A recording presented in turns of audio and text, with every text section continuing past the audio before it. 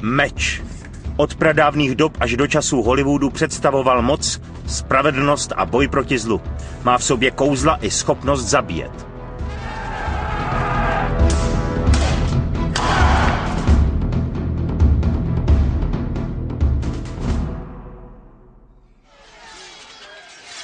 Meč v minulosti rozhodoval o výsledku historicky zásadních okamžiků, dal vzniknout slavným mýtům a legendám a díky zručnosti zbrojířů po meči zatoužil snad každý muž.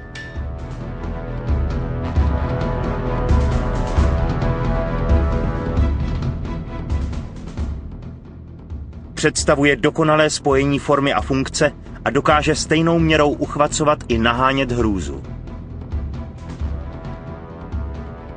I dnes nám šermířská klání připomínají něco z minulosti. Muži si zapínají kabát z levé strany, aby mohli pravou rukou sáhnout po meči a tasit jej. Potřásáme si rukama na důkaz toho, že nejsme ozbrojení. Muž vede ženu po pravé ruce, protože vlevo mu visí meč.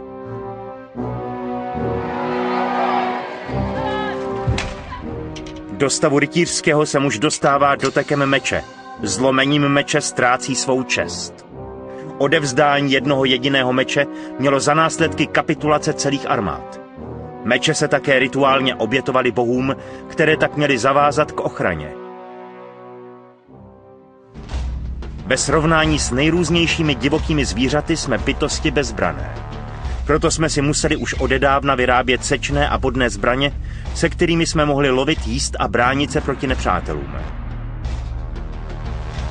První zbraně byly vyrobené z pazourku, který se opracovával parožím nebo kostmi tak dlouho, dokud nevzniklo dostatečně použitelné ostří. Prvním známým kovem bylo zlato, kterého však bylo málo a většinou ho vlastnili pouze královské rody. První kov, který se dal využít k výrobě nástrojů a zbraní, lidé objevili před 6 000 lety. Byla to měď. Zde vidíte měděné doly v severním Walesu. Ve středověku byl největším průmyslovým centrem.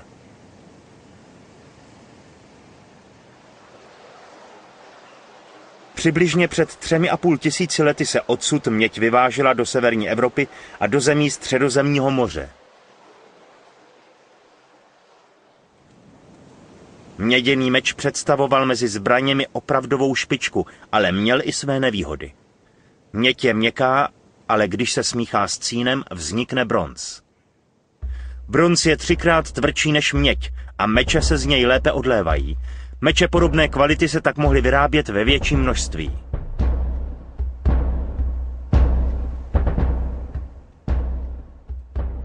Kdo dokázal vyrábět bronz, dokázal si i udržet vládu nad svým územím.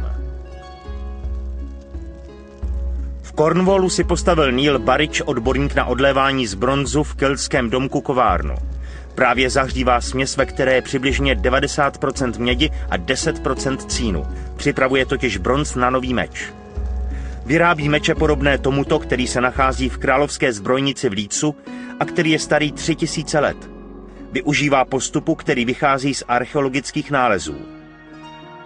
Stejně jako většina zbrojířů posuzuje kov pohledem. Okamžik, kdy se má rozstavený bronz nalít do formy, pozná podle jeho barvy. Bronz tuhne téměř okamžitě.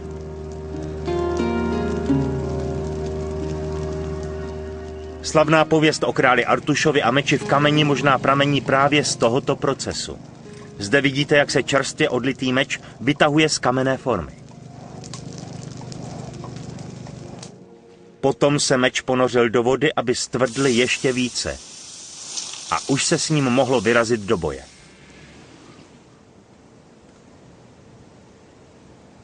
Meč je na rozdíl od kopí nebo šípů určený k boji zblízka. Proto je také tak osobní a tak strašný. Právě on byl jako stvořený k boji proti zlu.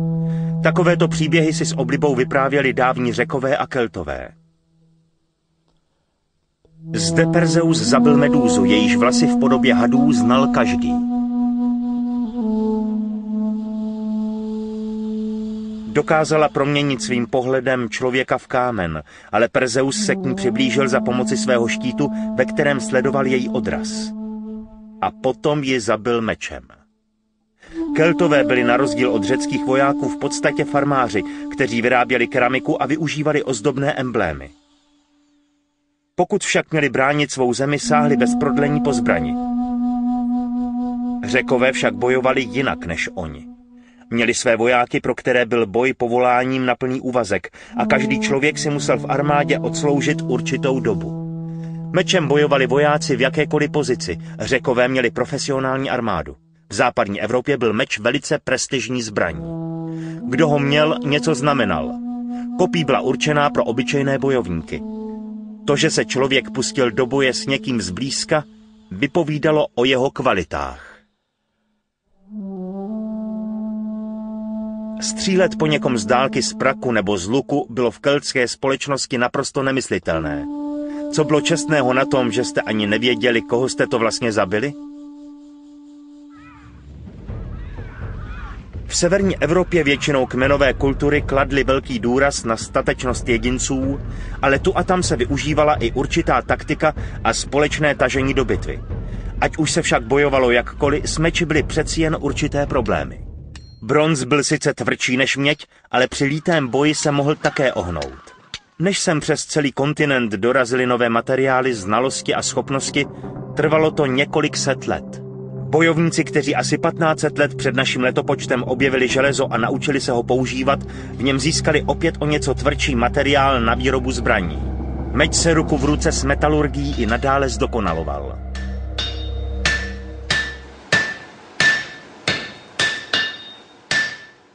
Železo se vyskytuje daleko hojněji než měď a jeho naleziště jsou rozesetá po celém světě. Dali se z něj ukout mnohem ostřejší a ničivější zbraně. Objevily se delší a těžší meče, ale z počátku doby železné se jich mnoho nedochovalo, protože většinou zrezivěly. Zde vidíte vzácný exemplář vyrobený v západní Evropě. Je velice zdobný. Možná šlo o dar určený náčelníkovi nějakého kmene.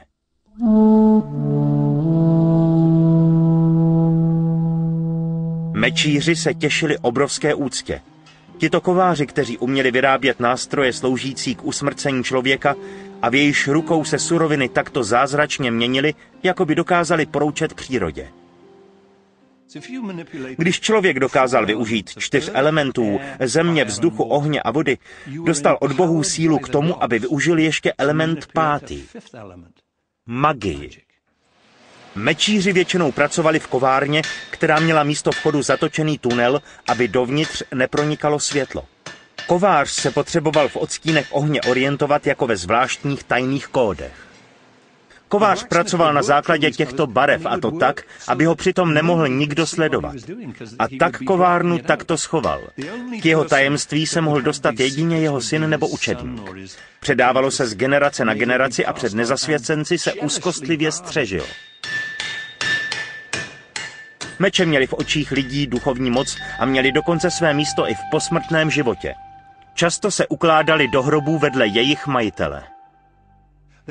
Existuje celá řada keltských hrobů, ve kterých se kromě bojovníků našly i ohnuté meče. Byly ohnuté, aby je nemohl použít nikdo jiný, ale kdyby je onen bojovník potřeboval, mohl si je zase narovnat. Takže byl meč ohnutý, aby byl obyčejným smrtelníkům na nic. Keltové se snažili naklonit si bohyně jezer, které jim měly přinést úspěch v boji. A tak jim přinášeli oběti, své meče. Když zaútočili Římané roku 43 našeho letopočtu na Británii, nepodceňovali u svého nepřítele jeho duševní stránku.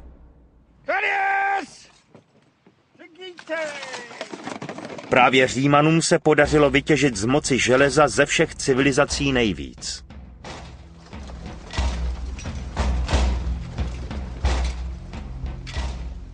Využili nové myšlenky a technologie do takové míry, že se stali vládci tehdy známého světa na několik staletí. Tajemství úspěchu Římanů spočívalo v disciplíně a kolektivních schopnostech. Římský legionář bojoval jako součást týmu, tedy z taktického hlediska, a tento tým měl navíc dobré logistické zabezpečení. Takže nebyl ani tak samostatný válečník, jako spíš voják. Někdy v polovině 1. století našeho letopočtu se římský voják dočkal 2 zásadních vylepšení svého vybavení, plátového brnění a silnějšího meče vyrobeného z oceli. Obojí bylo v boji proti nepříteli velice užitečné. Římané intenzivně trénovali. Nacvičovali dokonce boj s dřevěnými meči, což dělali i ti, které měli pro své pobavení – gladiátoři. Ukážeme vám záběry herce Kirka Douglase při nácviku souboje ve velkofilmu Spartacus, který zpracoval příběh rebela z řad gladiátorů. Tomuto snímku se v dějinách nic nevyrovná a pravděpodobně ho ani nikdy nic nepřekoná. Tento film se stal inspirací pro Sue Shadrakeovou, která se stala odbornicí na gladiátory. Výraz gladiátor pochází ze slova označujícího meč. Tohle je gladius. Každý gladiátor se tak jmenoval podle zbraně, kterou používal. Gladiátoři lákali do arény davy lidí. Měli lepší výcvik než průměrný voják. Byli to drazí profesionálové a některé části jejich výcviku dokonce převzala i římská armáda. Historie se dokonce zmiňuje i o ženách mezi gladiátory.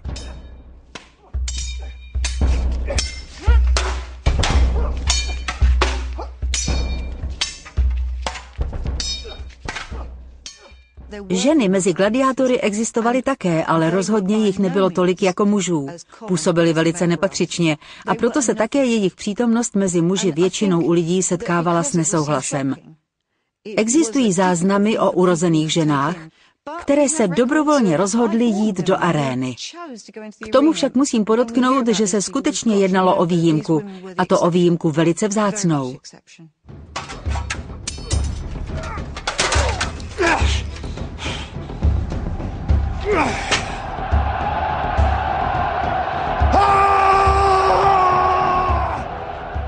Římská armáda čítala 30 legií, každá o počtu 5000 mužů. Další vojáky tato armáda verbovala z dobytých území po celé Evropě. S touto zbraní pokořili celou řadu národů. Meč jim přinesl bohatství, slávu a pověst a proslavil samotný Řím. Když císař Claudius zaútočil na Británii, přivedl si sebou 40 000 vojáků. To bylo 15% celé jeho armády. A přitom trvalo 20 let, než se jeho vojsku podařilo domorodé obyvatelstvo pokořit. O příšerných bojových metodách Keltů psal římský písař Tacitus. Každý Brit se choval podle své povahy. Neozbrojení muži se vrhali na jistou smrt. I poražení někdy ještě nabrali znovu sílu a odhodlání. Ve svém zoufalém boji prokazoval nepřítel takovou udatnost, že když jeho první řady padly, ti, kteří stáli za nimi, se okamžitě postavili na jejich těla a bojovali dál. Takto Tacitus vykresluje Kelty, aby vypadali Římané dobře. I navzdory této propagandě však není pochyb o tom, že Keltové byli maximálně odhodlaní k boji. Stáli však proti tomu nejlepšímu meči své doby. Římané přijali meč v jeho klasické krátké podobě určené pěšákům. Měl oboustranné ostří a byl určený pro muže částečně krytého brněním, bojujícího ve formaci. Ten jim nepotřeboval dosáhnout příliš daleko. V ideálním případě kromě něj měl ještě obdélníkový štít, kterým si kryl levou stranu a mečem většinou podnikal výpady. Některé římské meče měly navíc speciální tvrzený hrot. Byla to velice efektivní zbraň.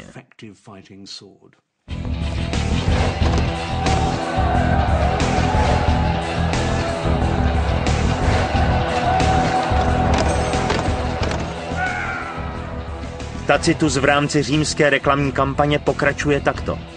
Britové při útoku vyluzují příšerný řev. Svými zbraněmi a štíty dělají odporný hluk, zřejmě podle nějakého odvěkého zvyku.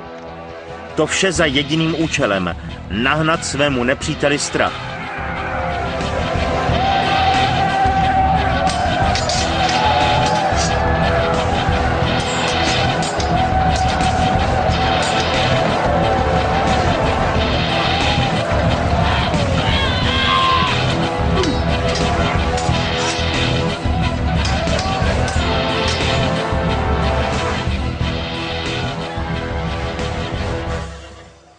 Gladius zvítězil, ruku v ruce s přísnou disciplínou římské armády. Armádu Římanů tvořili především pěšáci. Vozy používali pro slavnostní a sportovní akce, jezdectvo pouze při průzkumných akcích a při pronásledování nepřátelských vojáků na útěku. Římští vojáci na koních nepoužívali třmeny. To se ovšem mělo změnit. V roce 378 našeho letopočtu byly 2/3 východní části římské armády zdecimovány Visigóty, kteří třmen používali a kteří podnikali ničivé nájezdy na koních.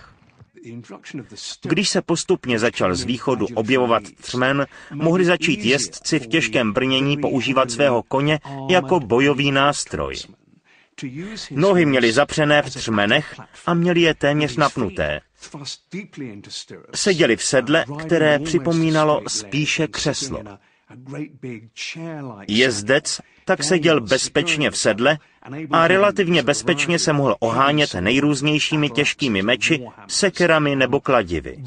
Z tohoto pohledu se dá říct, že šel třmen a těžký meč ruku v ruce. Římané z Británie odtáhli na východ, kde potřebovali bránit své hranice. Tím odkryli své západní provincie. Na Británii zaútočili kmeny Germánů a Skandinávců. Mezi Brity, čerstvě obrácenými na křesťanskou víru, se usadili Jutové, Anglové a Sasové a převážnou většinu domorodého obyvatelstva potlačili silou. Těmto pohanským útočníkům se někdo musel postavit na odpor a tak vznikl jeden z největších hrdinů všech dob, budoucí král Artuš.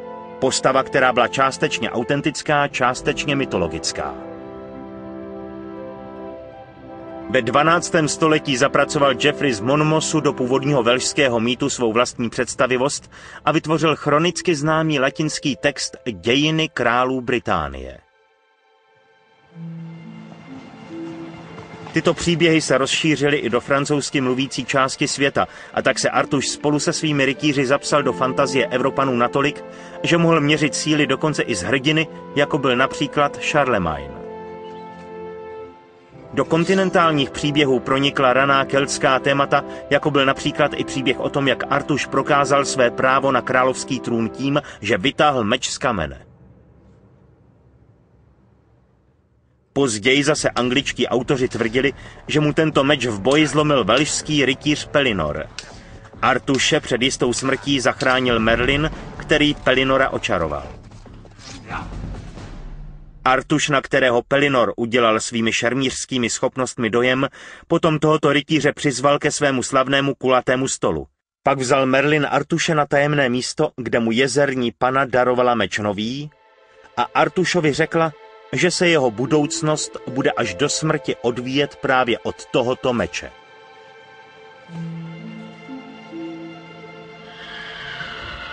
Tímto mečem byl Excalibur.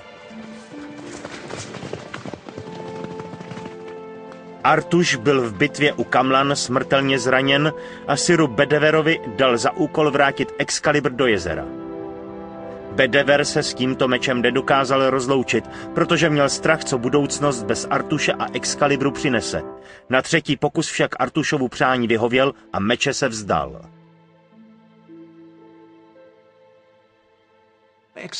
Excalibur je klasickým příkladem toho, jak se meče v mýtech a legendách využívaly. Už jen myšlenka toho, že nějaký meč z muže udělá jednou krále. To, že meč hrál klíčovou roli nejen za života tohoto krále, ale že ho bylo třeba po jeho smrti vrátit tam, odkud přišel.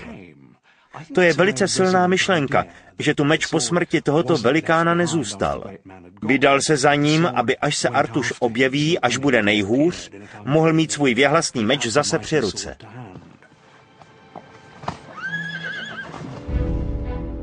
Koncem 8. století se objevila na severu nová hrozba.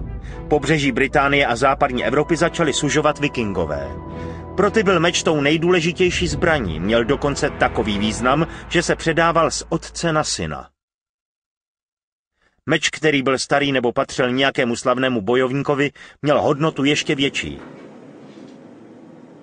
Magnus Sigurdsson, mečíř ze severního Walesu, vyrábí historické zbraně a dobře ví, jaké vlastnosti má takový dobrý meč mít.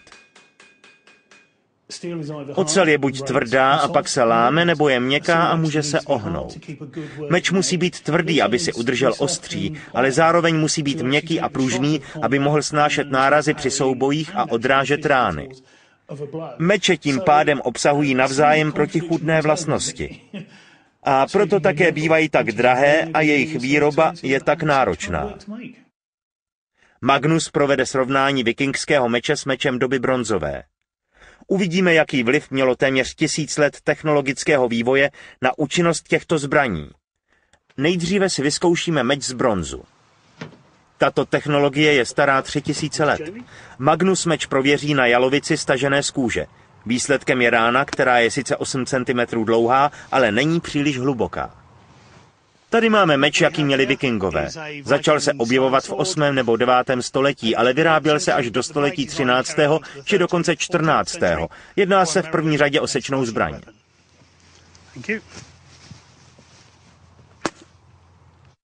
Jalovici se podařilo bezmála přeseknout v půli.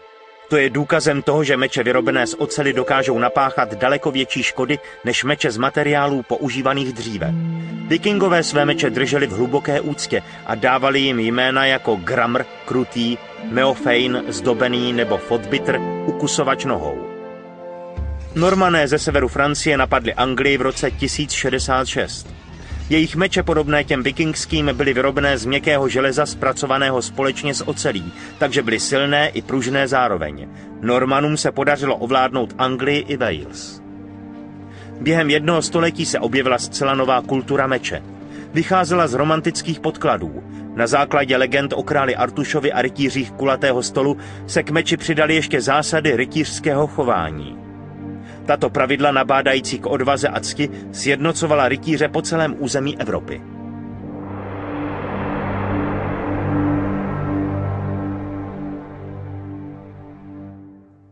Ve středověku se meč stal výhradním znakem rytířů. Nesl také patrné znaky křesťanské symboliky. Pozdrav, při kterém se jílec meče přikládá k rtům, je například připomínkou dob, kdy meč nebyl pouze symbolem rytířů, ale také křesťanství. Křížové výpravy stělesňovaly snahu o docílení čistého ideálu. Rytíř byl z jejich pohledu ctnostný člověk. Člověk, jemuž bylo souzeno vést války jako voják ve službách církve. Křížové výpravy se staly navíc i zosobněním boje širokého meče křesťanství, který měl tvar kříže a islámské zahnuté šavle. Paramount presents Cecil B. DeMille's mighty production The Crusade. Od 11. do 13. století zorganizovala převážná část křesťanské Evropy hned několik tažení proti muslimům. Ta měla pomoci vybojovat zpátky Jeruzalém z područí Arabů. Křižáci hnaní náboženským zápalem neměli slitování. V bitvě u Hattinu v roce 1187 křižáky porazil muslimský vojevůdce Saladin. U Hattinu tak zahnutá šavle zvítězila nad mečem. Tyto meče měly za úkol sekat, a to hlavně, když byl útočník na koni, takže to, že neměl v druhé ruce žádný ochranný štít, tolik nevadilo. Zde vidíte typický křižácký meč. Je starý 800 let a našel se na břehu řeky Temže, když se stavělo sídlo parlamentu.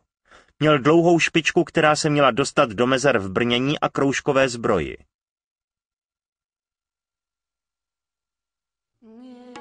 Tyto o něco zdobnější arabské meče jsou podobné těm, jaké používali příslušníci Saladinovy armády.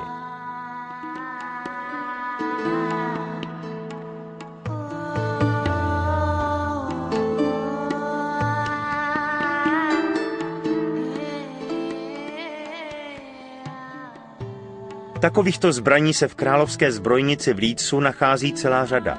Je zde obrovské množství zbraní. Zbraně z Perzie a z Indie vypadají podobně jako arabské meče. Některé se používaly k ceremoniálním účelům, jako třeba tady tento stylizovaný popravčí meč, který se nosil na přehlídkách. Majiteli ho často nosil sluha. Arabové měli také jeden z nejpozoruhodnějších mečů všech dob. Byl to takzvaný damascenský meč. Byl vyrobený z indické oceli, které se říkalo vůdz a která se za vysoké teploty míchala s křemíkem. Ty nejlepší meče se vyráběly v Jemenu a Damašek byl centrem distribuce. Pravý damascenský meč byl vyhlášený svým zubatým ostřím, ale v 16. století se tato technologie vytratila a už nikdy se ji nikomu nepodařilo znovu objevit. Vědci se domnívají, že se vyčerpal původní zdroj výrobních surovin, takže další takovéto kousky hned tak k vidění nebudou. V královské zbrojnici v Leedsu se nachází jedna z nejkrásnějších sbírek mečů na světě. Je ozdobou britské národní sbírky zbraní a brnění a v celém muzeu jsou k vidění vojenské předměty v patřičném kontextu. Ve zbrojnici najdete také ukázky designových vylepšení, mistrovské řemeslné práce a technologických pokroků.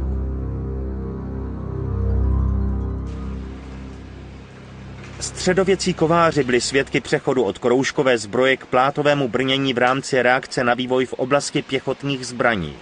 Objevily se totiž například šípy, které dokázaly prostřelit kroužkovou zbroj. Díky brnění pokrývajícímu celé tělo přestaly být potřebné i štíty, které se začaly z bojiště vytrácet, alespoň co se týče rytířů.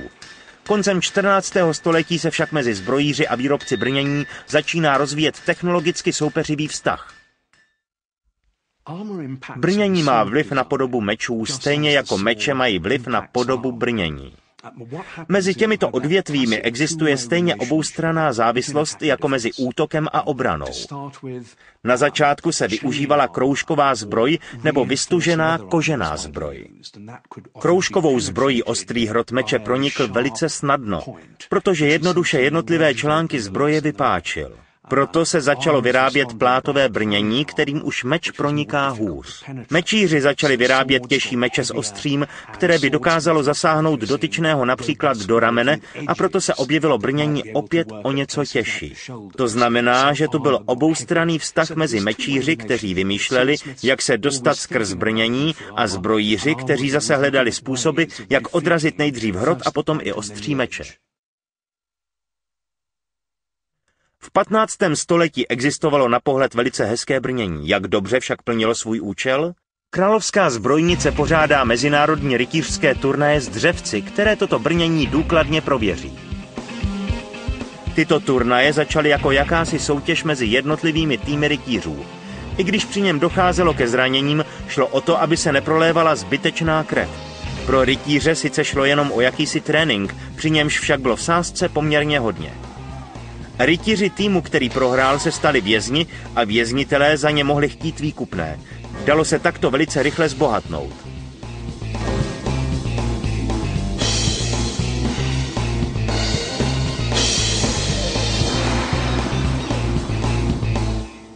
Po souboji dřevci často rytíři bojovali dál na zemi, a to dvouručnými meči. Před turnajem se dohodli na pevně daném počtu ran a potom si je navzájem střídavě zasazovali.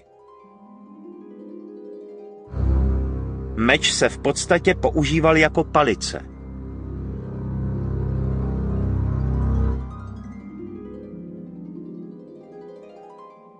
Na bojišti se dvouručný meč používal k prorážení brnění. Ve skutečnosti sice nebyl tak těžký, jak vypadal, ale i přesto se s ním museli rytíři dlouho učit zacházet.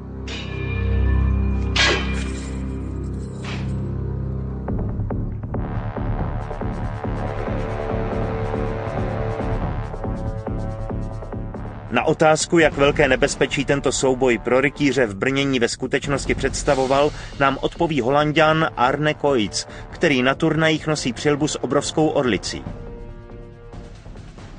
I když měl soupeř stažené hledí, většinou se do něj každý snažil trefit mečem, protože tak zasáhl rovnou mozek. A pokud měl dotyčný hledí vytažené, aby lépe viděl, měli jste samozřejmě šanci ještě větší. Podle typu přilby byla slabá místa vpředu na krku nebo na jeho boku. Důležité bylo také podpaží, tam se mířilo často. Protivník tam sice má pod brněním ještě kroužkovou zbroj, ale když se rána podařila, mohl se meč dostat skrz až do plic nebo do srdce, či do dalších částí těla. Pohybovat se v brnění asi nebylo jednoduché. Plátové brnění umožňuje překvapivě volný pohyb. Můžete v něm kupříkladu takto zvednout ruce. Dosáhnu si až na druhou stranu hlavy nebo můžu natáhnout ruce takto přes tělo. Navíc se daly dělat různé pohyby s mečem. Pas je udělaný tak, abych mohl dělat takovéto různé pohyby. V tomto brnění můžu podnikat normální výpady. Pláty se složí na sebe a já se můžu takto pohybovat. Chodidla, kolena, všechno se dá ohýbat, dokonce i horní strany stehen. Díky tomu můžu zvedat nohy. Pohyb v brnění je totiž nesmírně důležitý. Tváří v tvář nepříteli to nebyla žádná legrace. Bylo to v podstatě pěkně brutální vraždění. Dva skvěle vycvičení, silně obrnění muži do sebe mlátili mečem. Je třeba odlišovat rytířské ušlechtilé zásady chování od těch příšerností, které si dokázali rytíři s velkými meči navzájem provádět.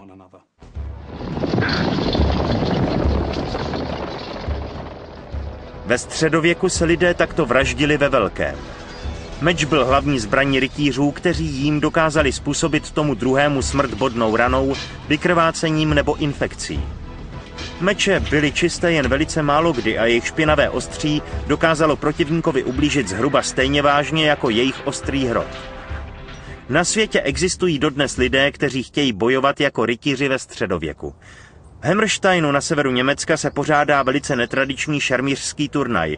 Jedná se o mezinárodní setkání stoupenců bojových umění, kteří tu bojují ve stylu počátku 15. století. Sponzorem této soutěže je velšská společnost Knights Gone By, tedy rytíři dávných dob. Tato společnost se zabývá výrobou kostýmů a zbraní pro nejrůznější historické bitvy, ale středověk je její specialitou. Některé souboje se pořádají i v místním středisku volného času. Tito bojovníci soupeří za pomoci ocelových mečů a malých štítů, kterým se říká baklery. Jde však o soutěžní klání, nikoli o ukázku pro diváky.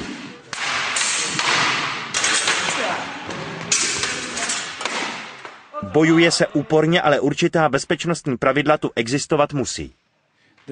Tehdy bylo s bojem spojené nebezpečí zranění, které dnes nepřichází v úvahu, a vítězem se stával ten, kdo svého protivníka zasáhl tak, aby mu tekla krev. V rámci kultury, která vychovává šermíře k takovýmto cílům, proto mohli šermíři dosahovat schopností, jakých my pravděpodobně nikdy nedosáhneme. Snažíme se však co nejvěrněji napodobit funkční techniky boje a to se nám podle mého názoru daří poměrně dobře.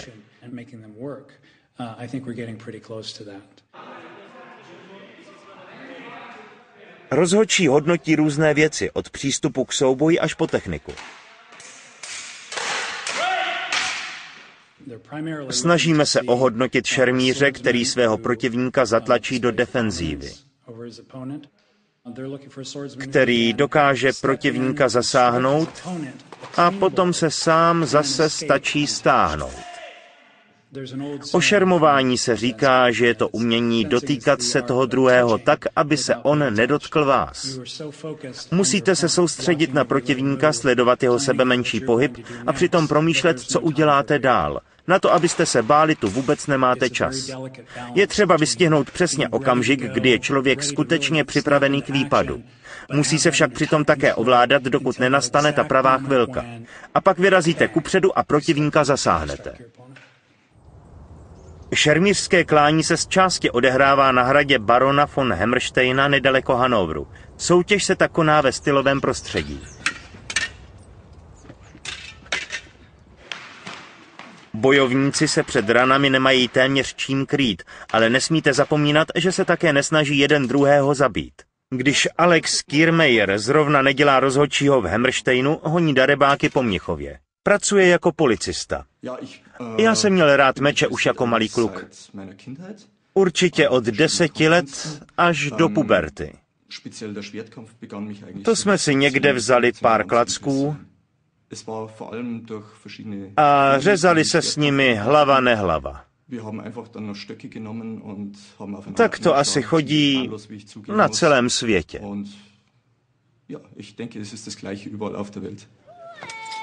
Soutěžící se teď na meče dívají také z akademického hlediska. Nejdůležitější je pro nás zohlednit historické prameny. Nechceme se tu jenom brutálně mlátit. Když člověk používá meč tak, jak se používat má, má z toho dobrý pocit. Pro mě je na tomto hlavní naučit se ovládání a hlídat si protivníka i vzdálenost mezi námi a hlavně myslet na to, co mám v plánu já sám. V Německu vznikly i nejstarší rukopisy popisující techniku boje s mečem. Dochovaly se dokumenty ze 13. století. Na nich jsou vyobrazení mniši. Ti jsou však ve skutečnosti pravděpodobně vysloužilými vojáky, kteří odešli do kláštera a chtěli nějak zaznamenat to, jak se uměli ohánět mečem. Tento muž v brnění je Francouz jménem Philippe Vuillaume, odborník na bojová umění, který zde také dělá rozhodčího. Já jsem se o bojová umění zajímal celý život. Středověké prameny jsou na internetu a v digitální podobě teprve 10-12 let. Existují učebnice v italštině a v němčině a já sám studuji jednoho středověkého mistra, který se jmenuje Sigmund Ringek. Ten učí školu dlouhého meče. Středověké šermování je technicky velice náročné. Můžeme ho do určité míry napodobit, ale při takovéto soutěži všemi zmítají emoce. A někdy přílišná soutěživost způsobí, že se přestane bojovat podle středověkých pravidel. Filip s tímto soubojem příliš spokojený není. Rozhodli jsme se neudělit jim žádné body, protože neposlouchali rozhodčí a porušovali pravidla pořád dál. Takové věci nemůžeme podporovat, takže jsme se rozhodli je potrestat. Nebrali naše varování vážně, tak nedostali body. Nastal tu ten problém, že se soutěžící nesnažili patřičně bránit nebo se patřičným způsobem chovat. Šlo jim jenom o to, aby svého protivníka nějak udeřili. Asi takhle.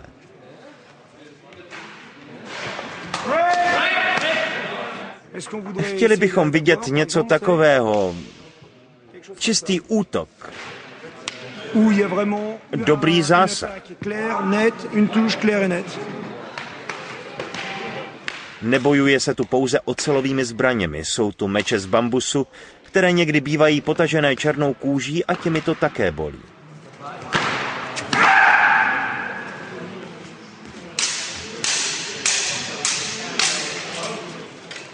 Rány tu dokážou rozdávat i ženy. Iris van Dam z Holandska je ráda, že může bojovat proti mužům. Šermování se mi zalíbilo, protože jsem si musela vybrat na střední škole nějaký umělecký kroužek. Všichni dělali žonglování nebo jízdu na jednokolce, ale já jsem si ještě s jednou kamarádkou vybrala šerm. Našli jsme si na internetu, kde se to učí nějací kluci. Tam jsme přišli a seznámili se s nimi. Měli strašně dlouhé vlasy. Byli velcí a šel z nich strach. Ale jak se potom ukázalo, byli moc milí. Někdy mi dělá problém šermovat proti někomu, kdo je silnější nebo má lepší techniku. Ale při tréninku se do toho většinou nechodí naplno, takže to není tak nebezpečné. Při soutěžích to už je tvrdší. Ale já mám techniku dobrou. A někdy vyhraju, někdy ne. Nedaří se mi pokaždé udržet patřičně ve střehu. A jestli je láká moderní šermování? Napřed jsem o tom uvažovala, ale je to něco úplně jiného. Šerm mi přijde trochu divný. Moc se tam poskakuje sem a tam. A taky tam jsou hlavně výpady. Nikdo se tam nesnaží protivníka nijak tvrdě zasáhnout. Ať už se při šermu lidé chrání jakkoliv, většinou se přes zbroj zbraň dostane. Hlavně, když nemá dotyčný zbroj vyrobenou na míru. Tento soutěžící to právě odnesl rozseknutým zápěstím, ale záchranáři ho dali zase dohromady. Ve finále nastupuje Izrael proti Německu. Ten vysoký muž v bílém je z Izraele. První cenu v šermování dlouhým mečem získal Alex Brainin z Izraele. Já mám šermování rád a historii také. Šermování má dlouhou tradici a já jsem rád, že se lidi snaží pátrat po svých kořenech. A že nedělají jenom katany nebo kinjitsu z Japonska. První cenou je široký meč, který pro sponzory vyrobil Magnus Sigurdsson.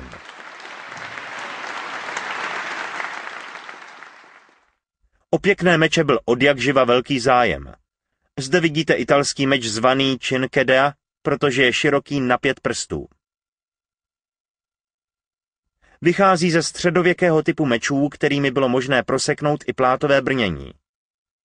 V 16. století je nosili Italové hlavně na okrasu. Měli je zavěšené v pochvě vzadu nízko na zádech. Tento exemplář se vyznačuje nepříliš vysokou kvalitou. Ty nejlepší meče všech dob vznikly na Dálném východě. Na bojištích v Japonsku jeden vládl více než 1000 let. Byl to meč samurajů zvaný katana. Zde se rodí legendární katana. V této výhni bude hořet oheň 3 dny a 3 noci. Sype se do ní železo v podobě připomínající písek. Je neuvěřitelně čisté a po kontaktu s uhlíkem z uhlí v ohni z něj vzniká ocel jedinečných kvalit. Této surové oceli se říká tamahageny. Po hodině klesne železný písek na dno. Když se do výhně podíváme, poznáme podle barvy, jestli už v ní je tamahageny nebo ne. Kovář plameny udržuje ve dne v noci, dokud není ocel hotová. Výheň je pro nás něco jako žena a železo a uhlí je jako jídlo. Tím tuto ženu krmíme a ona nám potom dá dobré tamahageny. Díky uhlíku bude ocel odolná proti nárazům, které při boji utrpí. Samuraj, japonský válečník a gentleman u sebe nosil 2 meče. Dlouhý meč zvaný katana a krátký zvaný bakizashi. Kromě samurajů nesměl meč nosit v japonské společnosti téměř nikdo jiný. Kdo měl u sebe meče hned 2, dával tím ostatním najevo, že je samuraj, že absolvoval určitou výchovu a že pochází z určitého prostředí. Tento dlouhý meč katana se svým mírně zahnutým ostřím patří jednoznačně k těm nejúčinnějším zbraním, které lidé kdy vyvinuli. Byl přímo zosobněním étosu samurajů. Představoval, jak se tehdy říkalo, duši samuraje. Po 3 dnech se speciální ocel tamahageny z výhně vytáhne.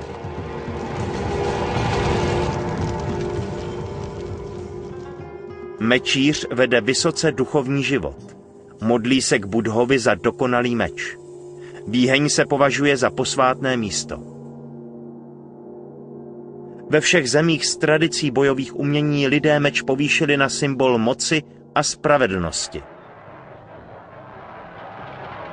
V Japonsku však šli ještě dál. Samurajové svého duchovního rozvoje dosahovali takzvanou cestou meče.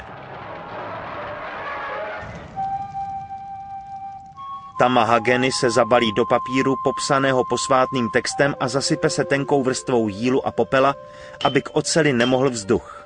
Kladivem se jednotlivé kusy spojí a odstraní se nečistoty.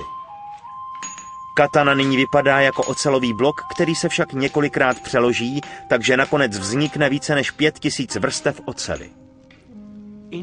Mečíř má ve většině kultur velice důležitou roli. Do meče při výrobě vkládá nejen své praktické znalosti. Vkládá do něj něco ze sebe. Díky němu získává často celý výrobní proces až náboženský nádech. Nakonec ho hrdě podepíše a u vyhlášených mečířů se tyto podpisy podvrhovaly úplně stejně jako uděl slavných malířů. V Japonsku výroba mečů dosahovala skutečně extrémní podoby, takže se mečíř zdržoval sexu i pití alkoholu a než meč dokončil, žil v podstatě téměř jako mnich, což se do meče určitým způsobem promítlo. Existuje dokonce zmínka o jistém slavném japonském mečíři, jehož meče prahly po krvi více než meče jiné.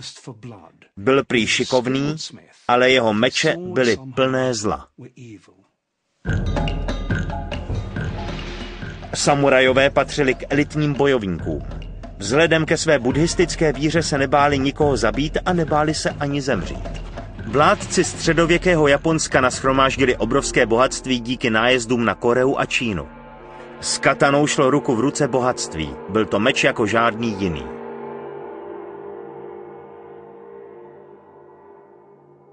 Japonské meče se vyznačují nepravidelnou čárou u svého ostří, která je způsobená tím, že se jedná o vrstvenou ocel, která se zahřívala a kula znovu a znovu tak dlouho, až vznikl meč s neuvěřitelnou pevností a odolností, ale zároveň s úžasným ostřím. Katany se vyráběly ze dvou typů oceli. Na povrchu byla ocel tvrdá, ale uvnitř byla měkká, aby byl meč odolný i pružný zároveň. Ve středověku se katany používaly při popravách, ale zkoušely se také často na mrtvých tělech zločinců. Podle toho, jak dobře sekali, dostávali meče známku. K posledním fázím patřilo leštění. To mělo meč naostřit a také odhalit strukturu, kterou jeho materiál při výrobě meče získal.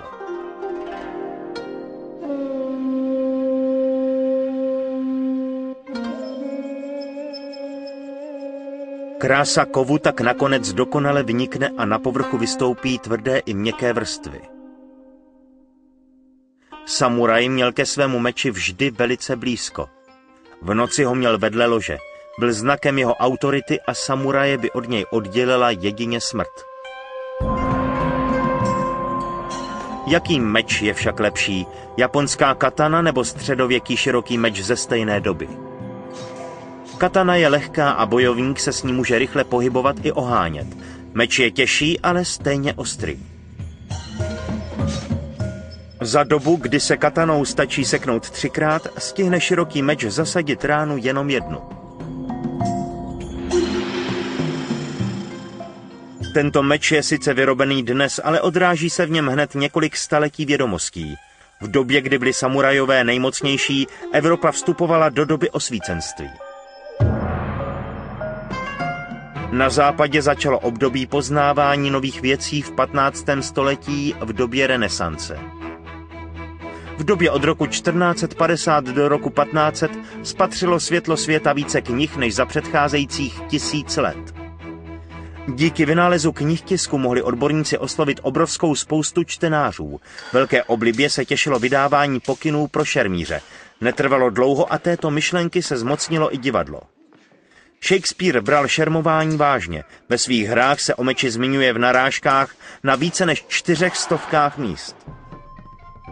Ve Stratfordu, kde má královská Shakespearovská divadelní společnost své sídlo, se hry tohoto divadelního velikána hrají zcela pravidelně.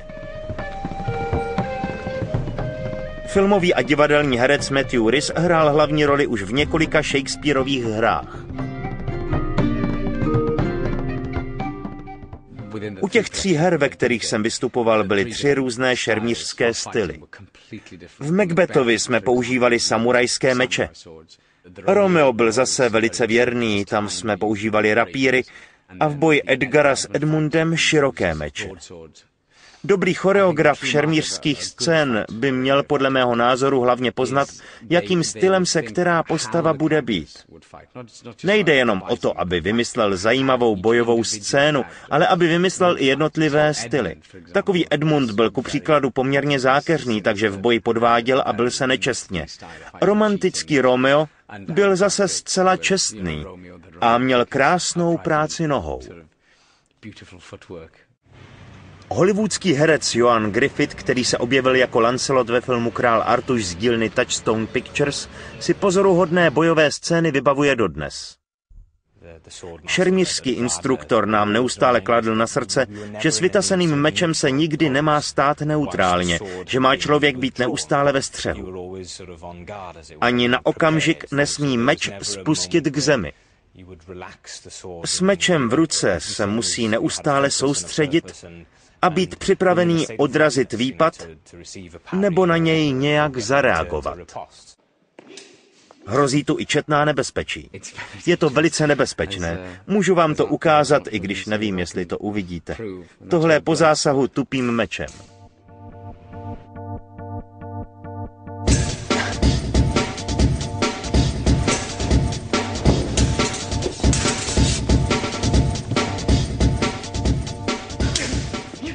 Za Shakespearových časů se herci měli co ohánět, protože jejich diváci znali šermířské umění velice důvěrně.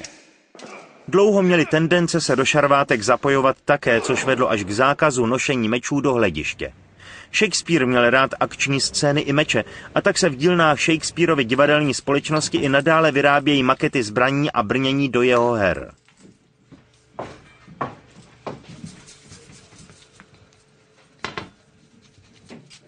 Julian Gilbert, divadelní zbrojíř, už pracuje pro tuto společnost 25 let a jeho sbírka mečů se těší u režisérů akčních scén velké oblibě.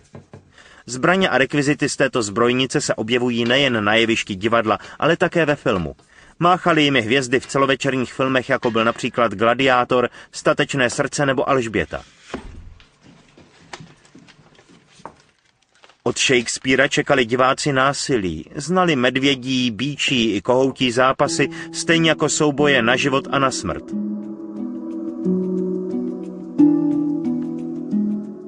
Herci se však na rozdíl od nich museli umět být bezpečně, aby to mohli dělat každý večer. Pod šaty si ukrývali zvířecí měchýře naplněné krví, které potom rozmáčkli a předstírali zranění. Julian má v zásobě celou řadu různých rekvizit, které mu pomáhají vyprávět různé příběhy. V divadle je stejně jako u filmu pro autentický dojem důležitý zvuk. Meče na jevišti musí znít jako opravdové. Tyto meče používal Matthew Rhys při inscenaci hry Romeo a Julie a Král Lear. Tady tento meč je zajímavý, protože je vyrobený ze slitiny hliníku a při úderu zní naprosto nádherně.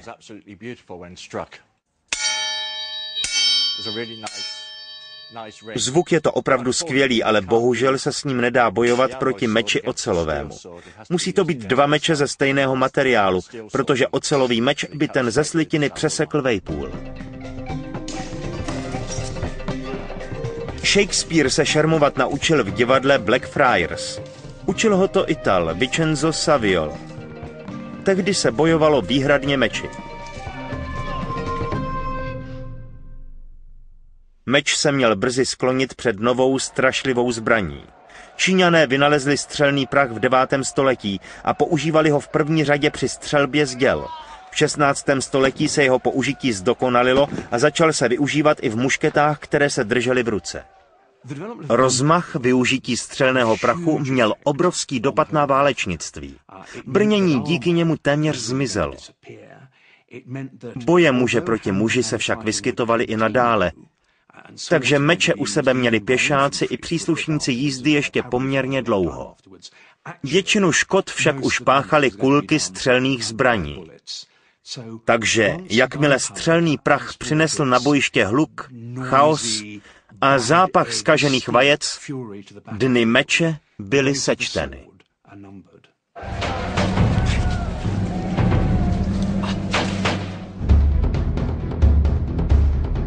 České znění vyrobila společnost SDI Sun Studio v roce 2009.